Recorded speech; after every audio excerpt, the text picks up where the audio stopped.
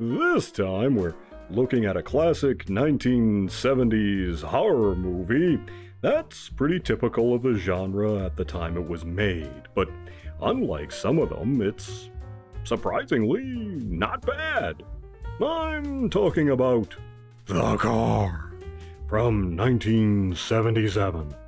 Our story opens in a small southwestern community. A couple of teenagers are riding their bikes down the highway through the mountains.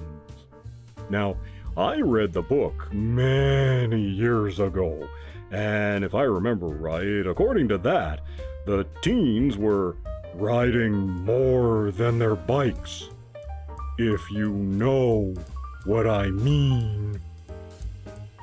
It's only vaguely hinted here in the movie, though, that the kids were doing anything but going on a bike trip. But actually, they were kind of up to something else. Anyway, they're riding along happy and carefree. But then, out of the blue comes the car.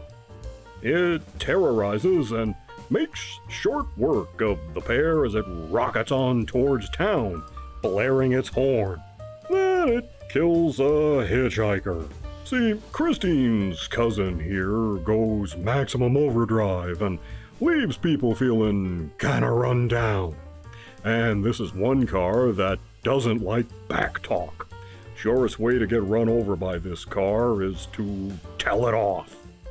The car kills more people, and the police are helpless to stop it. The car is indestructible, fast, and can pop up out of nowhere.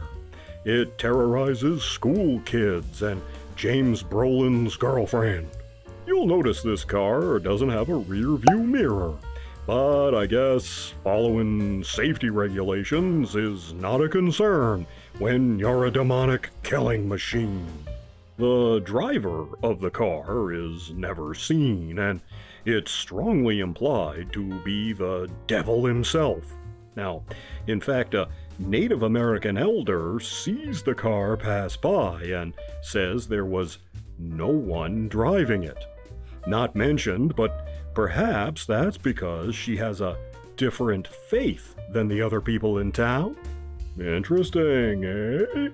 But they don't explore that. They're too busy just trying to stop the car. But the biggest question left unanswered is why? Why does the car appear here in this town at this time? There's nothing to indicate a reason other than the driver just wants to kill people, and it was a nice day for it. There are definitely some familiar faces here. Josh Brolin's dad, James Brolin, stars as the local policeman trying to stop the car. Ronny Cox plays a troubled deputy, and John Marley, a very familiar face, plays the sheriff in charge.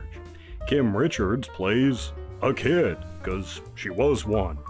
She was in Escape to Witch Mountain 2 years before, and was one of the kids in the TV series Nanny and the Professor.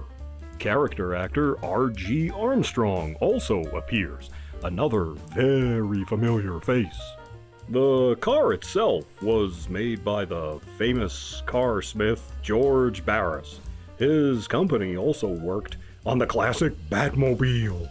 He modified a 1971 Lincoln Continental Mark III coupe by lowering the roof and raising the sides.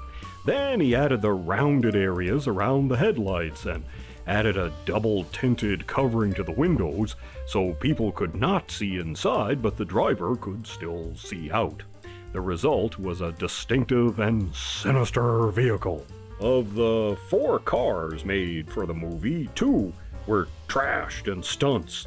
One was just an expendable shell that was meant to be destroyed, and the one used for close-ups and beauty shots survived. It's in a private collection in Europe, I think, last I heard anyway, but it's still around. There's an interesting use of sped-up footage in the movie to make the car seem unearthly without making it look like Keystone Cops, and there's an iconic moment when the car even crashes through somebody's house. While seemingly a low-budget production with minimal special effects, the car somehow succeeds in serving up the chills, all while keeping its mystery going right up to the end. I give it 2 paws up. It's certainly different, very memorable, and it avoids the pitfalls of feeling dumb. The car is available on VHS, DVD, Blu-ray, and digitally from Amazon Prime. Well, that's all I have for you this time. I'll be back soon with another video. In the meantime, you be sure to look both ways before you cross the street. Watch out for cars, okay? And I'll see you in the next one.